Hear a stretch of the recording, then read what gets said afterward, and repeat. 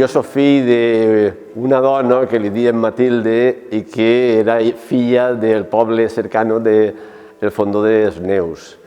I per l'altra banda, mon pare va vindre de xicotet amb son pare, l'abuelo paterno, que venien d'Elda perquè va fitxar com a tècnic d'una gran fàbrica en Elx, perquè abans en Elx havia soles grans fàbriques.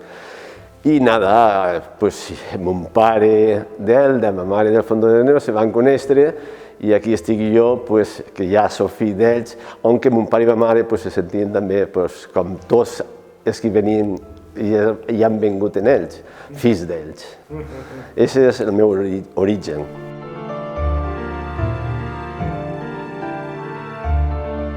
La meva mare era agricultura i les feines pròpies de labors domèstiques que se feien en aquests xicotés poblets.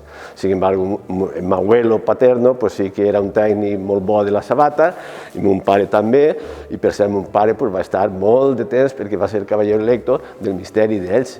I l'abuelo també tenia una afició musical i va ser músic de la banda municipal de música que tocava tots els diumenges, i jo de xicotet anava amb mon pare a veure l'abuelo tocar en la banda de música. Aquest és el meu origen cercano.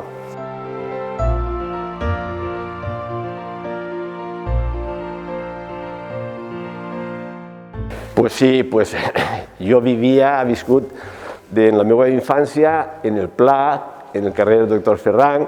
Allí els carrers eren polvorientos, quan plovien 4 gotes se feien xarcos, els xiquets estaven sempre en el carrer perquè les cases no tenien condicions per estar, i allí passaven la vida de nosaltres.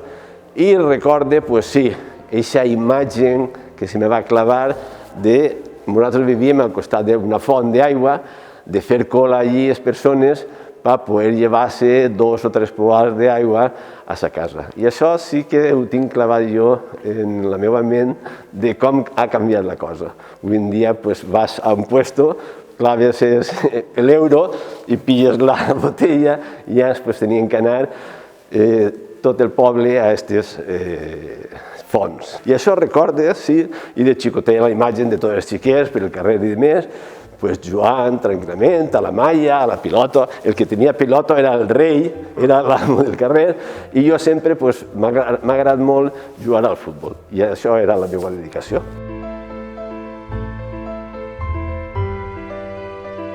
Ma mare diu sí que a mi me posaven davant de la ràdio perquè tele no havia, i entonces sí que m'agradava als acordes de la música fer de director de banda, però no, absolutament el que a mi m'agrada ha sigut el futbol, el deport. Jo vaig jugar en un equip molt bo, en el llibre de Santiago Gambín ho refleja, en el Betis d'Elx, que van jugar, jo era companyero d'aquest equip, en Marcial i en Lico, i en Bonet, que han sigut 3 extraordinaris jugadors de futbol, del futbol espanyol i mundial. I jo era component d'aquest equip, jugàvem molt bé al futbol. I també recorde que en Sevilla, que vaig estudiar allí 3 anys, vaig fitxar d'un equip allí, que era el Quimper de Utrera, i van jugar, entonces se feia un campeonato espanyol que seria Campeonato d'Espanya Amateur, i vaig jugar en aquest equip. Sí, era regatejador, però nada, és a dir, que el físic no m'acompanyava.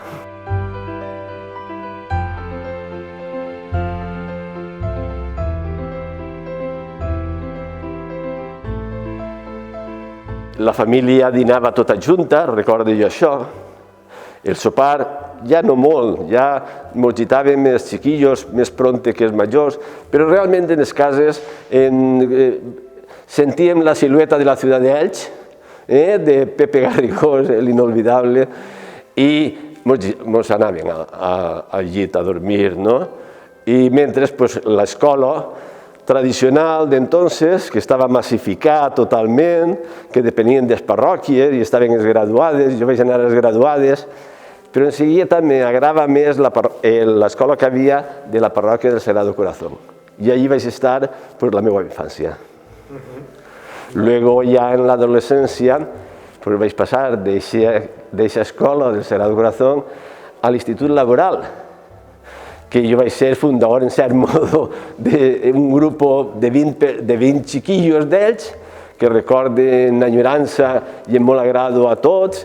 Estava Fernando García, estava Rafael Garro, molt majo, un estudiant fabulós, Antonio Navarro Moy, Felipe González, d'Escotxes, és dir, Ángel Manchón, és dir, sí, una sèrie de companyeros que eren tots amics y que anaven a jugar al Frente de Juventudes que diuen entonces que allí pues, se podía practicar pues, el básquet, el fútbol y demás, pero no pues, lo que tenim avui en dia és chiquillos i és majors, que és aquestes ciutats deportives que s'han fet que són increïbles. Jo anava a la ciutat deportiva de la carretera d'Alacant, estava allí el senyor Pàmies, que era el que cuidava tot el camp, i això, pues res, dutxat allí era un grifet soles per tots els chiquillos, el camp era de terra així inclinat, en definitiva, les comoditats d'avui en dia no es tenien. Però també van eixir aquests jocs que t'ha dit jo, en cuyo caso, és dir, no sé si és millor jugar en césped o jugar en pedra.